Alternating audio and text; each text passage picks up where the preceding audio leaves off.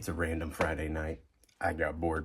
So let's just make a plain focaccia that I totally cooked correctly and didn't burn. We're gonna start here with 510 grams of lukewarm water, right around 100 degrees Fahrenheit.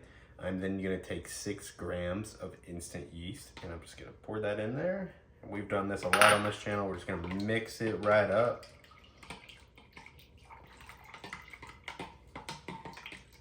Once we have our yeast and water mixture mixed up, we're gonna sit that to the side and we're gonna go ahead and get our dry ingredients mixed together.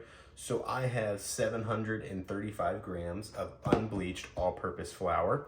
I'm going to take 16.5 grams of fine sea salt. I'm not gonna lie, this is kosher salt, I think, or it's just table salt. And we're just gonna mix these up. I didn't have a whisk out, so I'm gonna now mix our salt and unbleached all-purpose flour.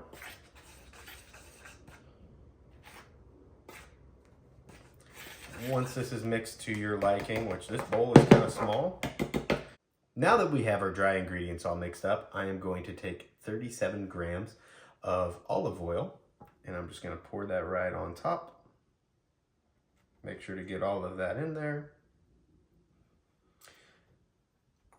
And then I'm gonna take my water and yeast mixture, and I'm gonna pour this right on top of there. I'm now gonna take my wooden spoon, and I'm just gonna use this, the handle of it, to stir this up. Now I've noticed actually a lot recently, a lot of people making a cinnamon roll focaccia, and I'm gonna take credit for that. I'm gonna be honest, I'm taking credit for that because I posted and bread it. I won't lie, I posted my apple cinnamon focaccia and everyone was like, wow, that looks good. And then like a week later, everyone was like, why don't we do cinnamon roll focaccia? So I'm taking credit for that. Now that we have this roughly mixed together, you guys know how I like to do it. I like to work with my hands here, so I'm just gonna mix this whole thing together until we get a rough, shaggy dough. Get all of our flour hydrated. But I'll go ahead and skip ahead here. Cover this thing up. Use an airtight covering so that it doesn't develop a crust.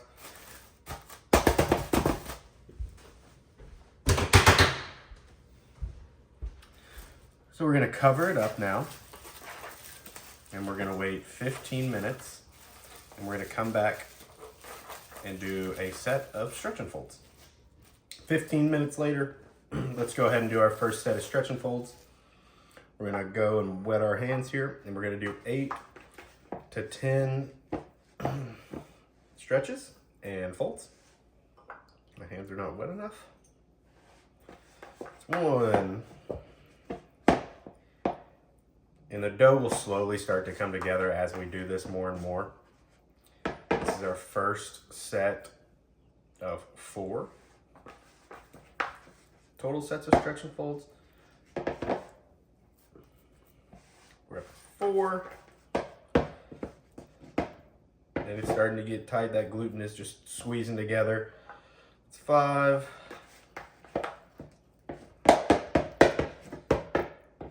I need to get like heavier bowls at this point. 6. Because I mean, look at that. That whole thing's coming off there. 7.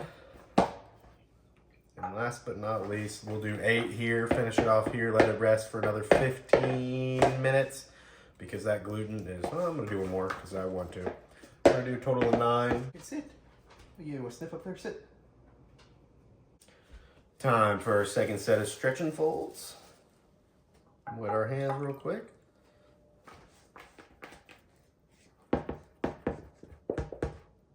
See, this is pitiful.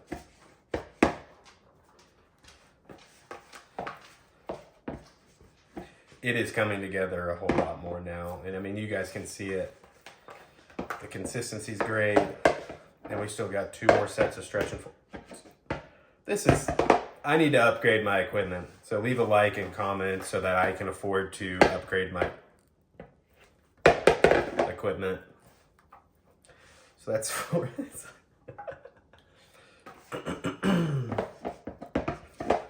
Continue with my stretch and folds.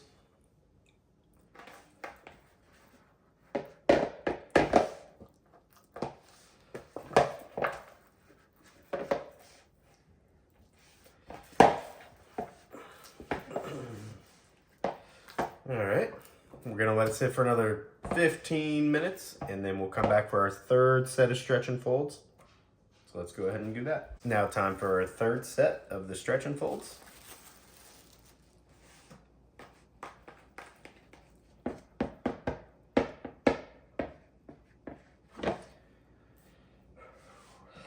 How is everyone doing today?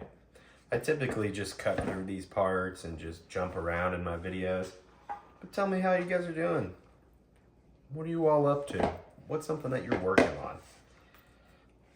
That sounds like inspirational. That's not what I'm doing this for. That's not why I'm asking, but you know, what are you guys working on? What's going on out there in the world of YouTube? This will be our third set of the stretch and folds. Once I'm done with this one, we're gonna let it sit for another 15 minutes. And then we'll come back and do one last set of stretch and folds and let this dough rest for an hour or a little bit longer, just until it doubles in size. But let's wait another 15 minutes. We'll cover it, let it sit, do one more set of stretch and folds, and then we'll just let it rest. Now been another 15 minutes and time for our last set of stretch and folds. This dough is looking good. So we're gonna come in here. Woo. Oh my gosh, I mean look at that. That feels really good. I like where this dough is at so far. It's very, very smooth. I'm happy with this. I'm not happy with this bowl, but I'm happy with where my dough is right now.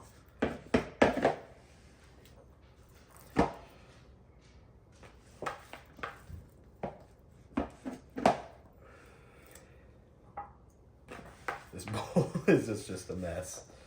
I'm gonna do one more fold real quick, and then I'm gonna go ahead and let this thing sit.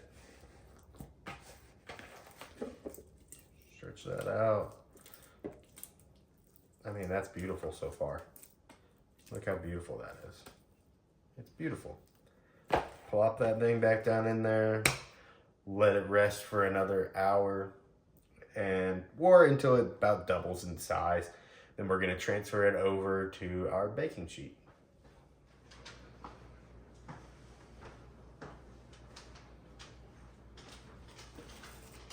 It has been about an hour and a half and our dough is nice and light and fluffy. I've gone ahead and oiled a 15.5 by, I believe it's a 13.5 pan, and I'm gonna pull this dough out into this pan now. I'm gonna carefully pour this out, trying to keep whatever air I have in here in the dough itself.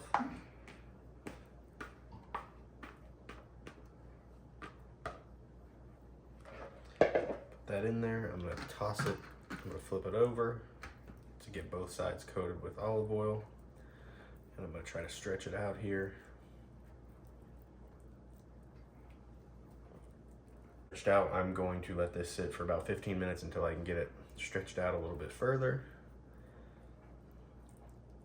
And then once I let this gluten rest a little bit, it should let me do that. And then after that, I'm going to wait 30 minutes and let this rise and fill out this pan.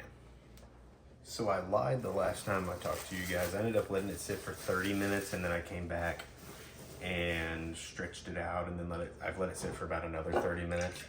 I'm going to take a little bit of oil here, drizzle it on top, and I'm gonna dimple it now.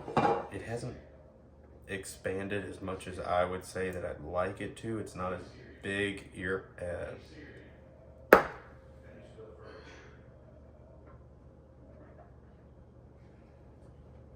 it's not as big of air pockets as I would prefer, but we're gonna let it rise for a little bit longer. I'm gonna go ahead and dimple it while my oven is preheating to 450 degrees. My oven is preheated and this is dimpled. I'm gonna keep this one simple. I'm gonna come in with a little bit of fresh ground black pepper. and a little bit of flaky salt. I'm gonna sprinkle this on top.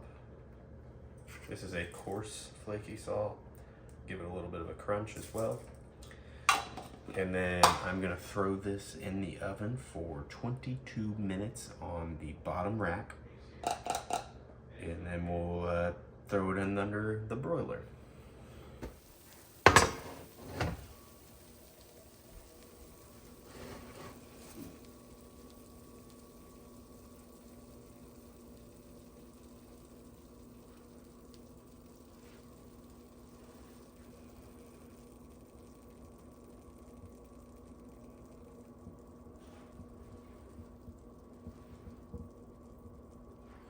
So as you can see here, I just took it out of the oven.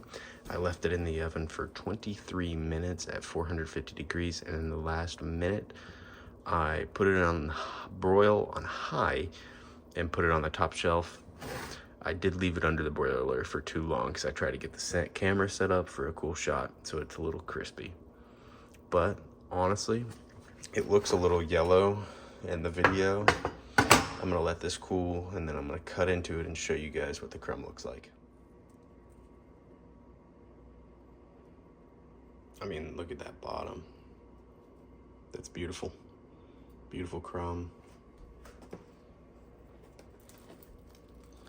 And look at our bread here. I mean, that looks great.